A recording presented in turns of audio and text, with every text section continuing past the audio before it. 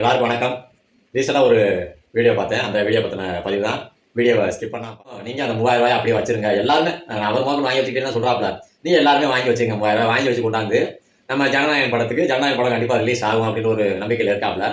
நீங்கள் அந்த ரூ. 3000 கொண்டாந்து இந்த ஜனநாயகன் படத்துக்கு படம் பார்க்கறதுக்காக, ஏன்னா அவர் பாவம் விஜய் வந்து ஏற்கனவே 5க்கு 10க்கும் கஷ்டப்பட்டு இருக்காப்புல, கஞ்சிக்கு வழி இல்லாமல் இருக்காப்புல. அதே மாதிரி அவரை வச்சு படம் எடுத்த ப்ரொடியூசர் வந்துட்டு சோத்துக்கு வழி இல்லாமல் இருக்காப்புல. அவங்களுக்கு உங்களால் முடிஞ்ச ஒரு உதவியை பண்ணுங்க அப்படின்னு இவர் வந்துட்டு அவங்க மூலியமா ஒரு ரெக்வஸ்ட்டை வச்சு அந்த மேடையில் பேசுகிறாப்புல. நீங்கள் அந்த ரூ. 3000 கவர்மெண்ட், ஏன்னா நீங்கள் பூரா 3000 வாங்குற அளவுக்கு பூரா நீங்கள் பெரிய கோடீஸ்வரங்க, உங்களுக்கு அந்த ரூ. 3000 தேவையில்லை. விஜயும் விஜய்க்கு படம் எடுக்கிற ப்ரொடியூசரும் அந்த இயக்குனரும் டைரக்டரும் அவர் சார்ந்த அந்த டீமில் ஒர்க் பண்ணுறவங்களும் ரொம்ப ஏழையாக இருக்காங்க, கஷ்டப்பட்டுக்கிட்டு இருக்காங்க, 5க்கு 10க்கு ரொம்ப சிரமப்படுறாங்க, கஞ்சிக்கே வழி இல்லாமல் இருக்காங்க. அதனால இந்த 3000 வாங்குற கோடீஸ்வரங்க பூரா அந்த 3000 கொண்டாந்து ஜனநாயகன் படத்தை பார்த்து அந்த படம் மூலியமாக அவங்கள வந்துட்டு ஒரு 3 வேளை சோத்துக்கு அவங்களுக்கு நீங்கள் வந்து உதவி பண்ணுங்கிற மாதிரி சொல்லியிருக்காப்ல.